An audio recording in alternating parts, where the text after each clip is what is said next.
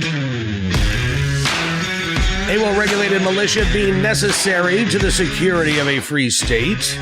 The right of the people to keep and bear arms shall not be infringed. Thanks for tuning in to another edition of Bearing Arms, Cam and Company. My name is Cam Edwards. It is great to have you with us here on the program. Remember Friday when I was talking about the CPAC crud and how I caught it at CPAC? Yeah. You may have seen the news over the weekend that at least one individual who was at CPAC has tested positive for coronavirus. Now, I don't think that that's actually what I had. I never had a fever, didn't have the cough that was associated with this. So I did, however, contact my local hospital in Farmville over the weekend, explain, I was at CPAC. I came down with what I'm pretty sure is a head cold, but, given the, do I need to go in and get tested? And basically I was told, well, we're not doing the tests here. You could come in, we could test you for everything but that. And then if we, ruled everything else out, then, we might ask you to isolate yourself. And say, all right, well, listen, I'm already fairly socially distanced anyway. The big driveway behind me, kind of proof of that. So I am just sort of staying to myself as much as possible. I don't think that I have the coronavirus, but, better safe than sorry. And I am a little concerned, as I think I talked about this on Friday's show, my wife's immune system being compromised. So, yeah, hopefully I didn't give her anything. Now, speaking of illnesses and things that make you sick, gun owners feel a little queasy about the gun control laws that were passed in the state of Virginia this year. The legislative session came to an end over the weekend, kind of. Saturday midnight was supposed to be the legislative deadline, but the House and the Senate were arguing over a constitutional amendment that would set up a nonpartisan redistricting system in the state of Virginia as opposed to the partisan redistricting that we have at the moment. Democrats were all in favor of this nonpartisan agreement when they were not in the majority. But then when they took control, House Democrats decided, we kind of like being in charge here. Let's let us redraw the map. So there was a great deal of back and forth in the waning hours of the session. For a little bit of time, it actually looked like there were going to be a number of pretty high-profile bills, including raising the minimum wage, decriminalizing cannabis, that all of that was going to fall by the wayside because the House and the Senate squabbling was so bad. Now, ultimately, what happened was the Senate or the House caved. They sent the constitutional amendment language over to the Senate, and the two sides agreed to come in on Sunday. They extended the legislative session basically a few hours, and then they're going to come back, I guess, later in the week and work on the budget. Now, none of that matters as far as the gun control bills go, because that was a huge priority for both the House and the Senate, and for Governor Ralph Northam as well. And for the most part, Governor Ralph Northam got his way, with one obviously very big exception, House Bill 961, the quote-unquote assault weapons ban, the magazine ban, the suppressor ban, the trigger activator ban. That fell by the wayside, died in the Senate Judiciary Committee, but it will be back next session. It will. And the Democrats who support this measure are going to be working very hard on the 4 Senate Democrats who voted against this bill, because none of them said, listen, I'm opposed to banning the most commonly produced rifle in America today. All of them agreed in principle on the idea of a quote-unquote assault weapons ban. It's just the specific language of House Bill 961 that they couldn't get behind. So we're not out of the woods yet. But here to take a closer look at the gun bills that did pass and will become law, Dave Adams, Legislative Affairs Director of the Virginia Shooting Sports Association, joined me to break down the final language in the gun control proposals that are heading to Governor Ralph Northam's desk. Take a look and a listen. Dave, thanks so much for coming on the program, sir. It's good talking with you today. Thanks a lot for having me back, Cam. You bet. Well, the legislative session is over. Although I guess they might have to come back and work on a budget, but they got all their bills taken care of. And Ralph Northam looks like he's going to get to sign plenty of gun control bills here in a few days.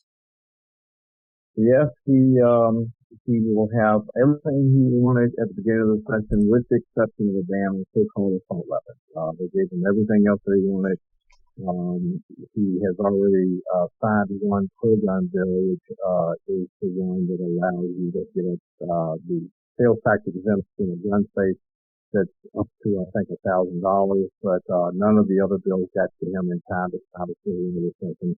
So he has until, I believe, first part of April before the reconvened session comes out. Okay, so let's talk about some of these specific bills and what they ended up looking like, if you don't mind, Dave, because I know a number of these bills went to a conference committee. We had talked, I think, last time about red flag legislation. That one, ultimately now it's going to be up to one law enforcement officer, not two. No consultation with the Commonwealth's attorneys. Still, you got these ex parte hearings, and then what is it? 2 weeks after your firearms are seized, is that when you get your day in court? That's correct. 14 days. Okay, so 14 days. Then you've got the bill dealing with statewide firearms preemption laws. What did the final version end up looking like here? Was it was it closer to the House version where it was basically an end to firearms preemption in the state of Virginia, or was it the more limited version that passed out of the state Senate where government property, government buildings, which includes, fairgrounds, coliseums. This would allow them to ban gun shows there, but public parks, I think, was also included. But simply in terms of where the possession of firearms could be banned, as opposed to allowing, Alexandria or Fairfax to set loose a quote unquote assault weapons ban. What does the firearms preemption language look like? Yeah, so we're still taking a look at that because there went through so many iterations. The Senate version was much more limited as it came out. And then, of course, they all started amending the other bills as they came over from the other chamber. And then they made changes to the Senate bill that the Senate seemed to be happy with when it got to the House Public Safety Committee, which inserted the public parks portion of the bill. So I'm actually still reviewing that because they went through so many changes. And right now, and I don't think it is as broad as what the House wanted, but it's also a little bit more broad than what the Senate originally wanted. Okay. All right. Well, we'll keep our eyes peeled for your analysis on that. One gun a month. It does come with the exemption for concealed carry licensees. So that kind of takes us back to the status quo what we had in Virginia up until about 2012, which I think, by the way, might end up spurring people to get their concealed carry license. Which brings us to the bill that dealt with the language of who could actually teach these courses and what courses would be accepted. There was a big battle over whether or not NRA would be mentioned in the specific legislation or whether or not NRA-approved safety courses would not be allowed to be taught for your concealed carry license. What was the final resolution there, Dave? The Senate won out on that one. They inserted back all references to the NRA that the House had taken out. Okay. So now it only affects the online training that had been allowed since 2012, I believe. That has been taken out, and so now all the other courses that were in there, hunter safety courses, in person by NRA certified trainers and NRA certified training are now allowed as they were in the past. Okay. All right. Well, I'm sad that the online courses are going away, but I'm glad that the anti-NRA forces and really the folks who wanted to make it much more difficult to obtain a concealed carry license in Virginia, I'm glad that they have lost out, at least for now. So when you look at all of these bills, and I know that it's still early, Governor Northam hasn't signed any of them yet, but can I ask, Dave, are there conversations taking place about litigation strategies at this point? We actually began those conversations at the beginning of the session. A lot of that had to do with the so-called assault weapons ban bills, but there's also been discussion on the red flag bill. One of the things that I think has been occurring around the country, and I'd have to take a look at individual cases. I think most of those have been challenged on Second Amendment grounds. I don't know that there's been one challenge on Fourth Amendment grounds yet. Everyone that's been challenged so far has been found to be so-called constitutional according to the lower court. I think that the discussion needs to be had on whether you challenge it instead on Fourth Amendment grounds, because I honestly do believe there are many due process issues still in the current legislation as it's coming out of the House of the Senate. Okay. Well, I know that we're going to have a lot of these discussions. July 1st going to be the effective date of these new laws. And I got to ask, now that the session is over, we're going to have the governor's signing ceremony. He's going to get a lot of press. And he's going to take his victory lap. I don't believe that any of these laws that are coming will make Virginia any safer. But what is your advice to gun owners right now? We saw the incredible rise of the Second Amendment sanctuary movement. We've seen tens of thousands of people descend on the state capitol to voice their objections. Where should that where does that energy need to go right now to be the most productive and to have the biggest impact that it can, Dave? I think we need to be talking to their legislators, especially the ones that have shooting ranges in their districts, about the so-called assault weapons, modern sporting rifles, why they're practical. Crady's made the comment that he doesn't think those firearms are practical firearms. So I would hope that, for instance, Zenith Firearms, which is in Aspen, which is in his district, will ask him out to their plant to show him just why those firearms are practical. I hope the shooting ranges, like the Roanoke Rifle Revolver Club that are in Senator Edwards' district, will invite him out to see a competition and how those firearms are used every weekend between March and September in competitions. And the same with Cat Peterson up at the Arlington Fairfax WLA range. And Furvell, who's also in Scott Furvell, who's also in Fairfax, while that range is not in his district, it's right there in his area. We need to be using the time we've got between now and next session to educate the legislators that voted to table that, or at least pass that bill by for the next year, to educate them on why these firearms are just like any other firearms. They're not, quote, military or weapons of war. All right. Dave Adams, Legislative Affairs Director with the Virginia Shooting Sports Association. Listen, I appreciate all of your work over the course of this session. I know it was an uphill battle, but y'all were there. VCDL was there at all of these committees. I got to tell you, your Twitter feed at VSSA on Twitter has been an absolutely invaluable resource for myself and for gun owners all across the state. So thank you for everything that you've done, Dave. Well, and thank you for all the reporting you've done, because I think that the best thing we did was getting out information to gun owners. It was a concerted effort of all of the gun groups in Virginia, the NRA, BCDL, BSSA, and of course the gun owners who showed up at committee. There were a lot of gun owners that took time off from work to show up in committee meetings. Absolutely. Well, the fight continues. And Dave, thank you so much for your time today, sir. All right. Thank you, Cam. You bet. Dave Adams joining us here on Bearing Arms, Cam and Company. All right. Let's turn our attention now to our armed citizen story, our good deed of the day, our recidivist report. And there's an email that I want to share with you as well before we get out of here. We'll start with our recidivist report. Erie, Pennsylvania. Now, this is, listen, I got to tell you, this is just one of these stories that happens, 1,000 times a day around the country. Erie man gets state prison in shooting other court actions. So what attracted me to this story originally was that first part of the headline, but then buried the other court actions actually has, I think, a far more representative case in terms of the recidivism report and the slaps on the wrist that people will get when they break the gun control laws that anti-gun advocates, not even the gun control laws that anti-gun advocates want to put on the book, the actual laws against, like, let's say, being a felon in possession of a firearm.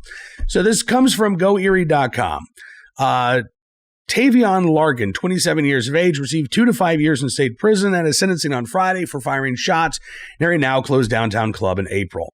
2 years of probation. Larkin pleaded guilty in January to a second-degree felony count of aggravated assault and a third-degree felony count of carrying a firearm without a license. Nobody was injured in this shooting.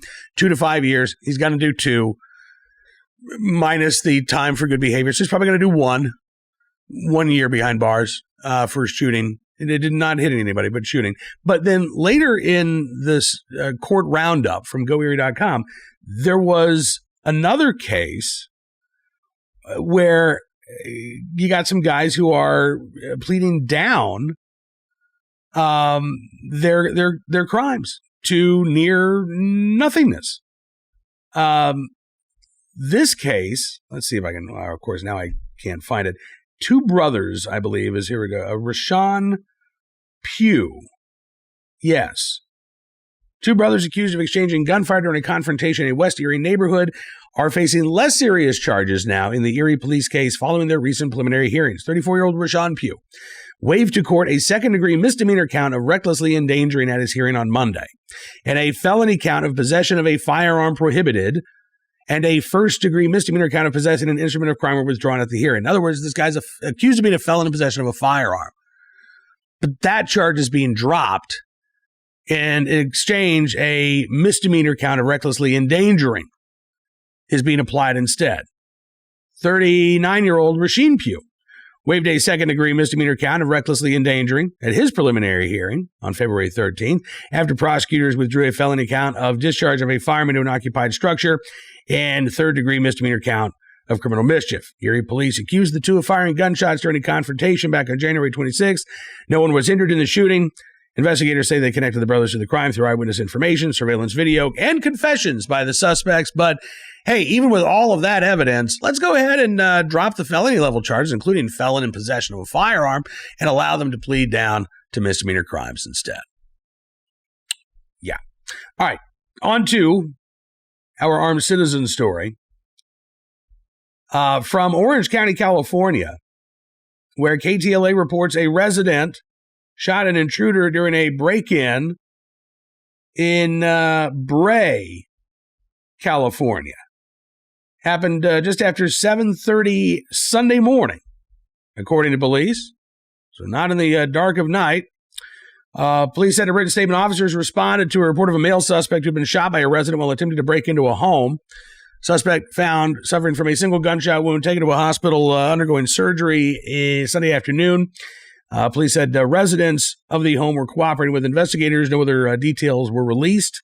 We'll keep our eyes on any more details out of Bray, California. But yes, even in California, you can have a case of armed self-defense when somebody breaks into your home.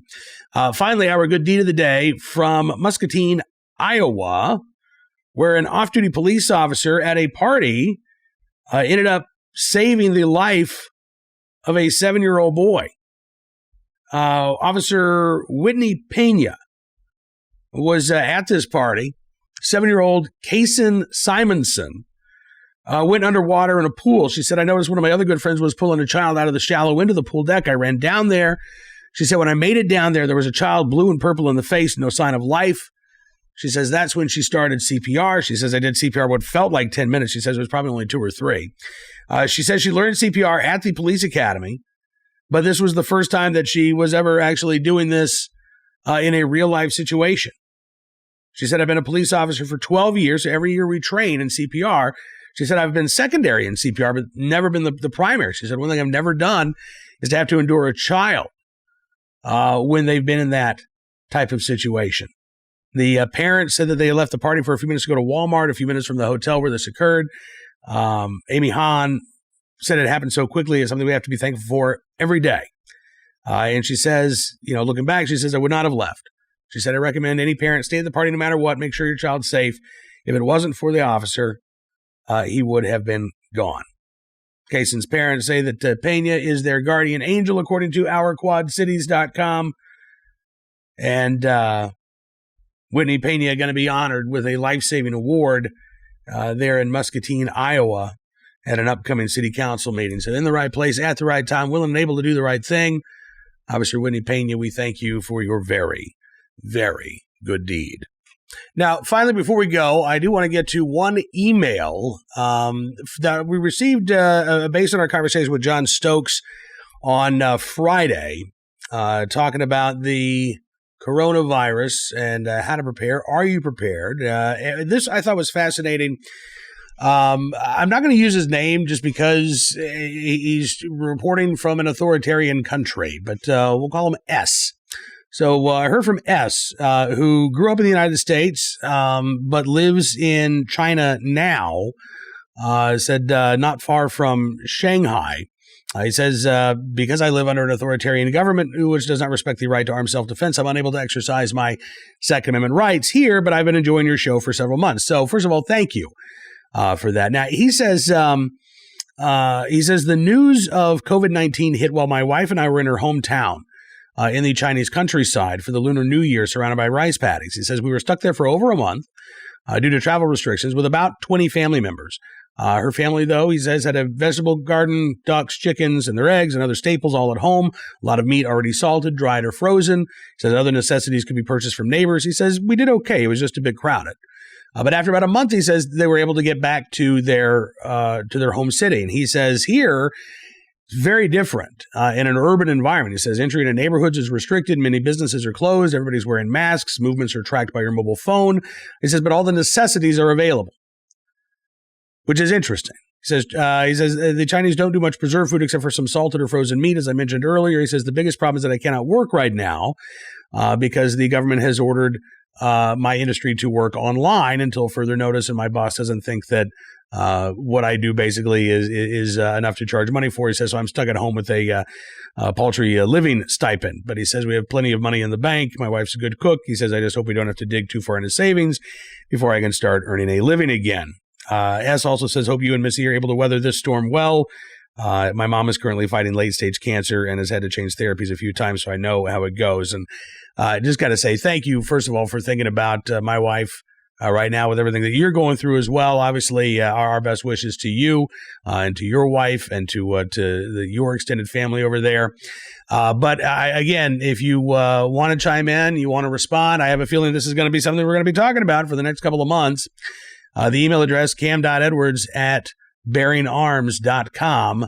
And again, we would love to hear from you on your prepping plans. If you have already begun them, if you're starting them now, as John Stokes said on Friday, probably a little late to start thinking about it in terms of prepping and more in terms of an emergency response, right? You know the hurricane is coming. You don't know how bad it's going to be. You don't know where exactly it's going to hit. But, you know, the odds are good that you're going to feel some type of impact. All right. That is going to do it for this edition of Bearing Arms Cam & Company. Thank you again for being a part of the program each and every day. It really does mean a lot to me. Email address, cam.edwards@bearingarms.com. Once again, tomorrow, more of the latest Second Amendment news and information from all across the nation. We'll see you then. Don't forget, you can subscribe right here, Town Hall Media on YouTube or Apple Podcasts. That way you never miss a program. Also, Spotify, Stitcher, townhall.com's podcast page. And you can become a VIP member of Bearing Arms as well with exclusive commentary, analysis, and more. You can do that at bearingarms.com. We do thank you for your support for our Second Amendment journalism. Enjoy the rest of what is shaping up to be a pretty wild Monday. And we will see you soon with another edition of Bearing Arms Cam & Company.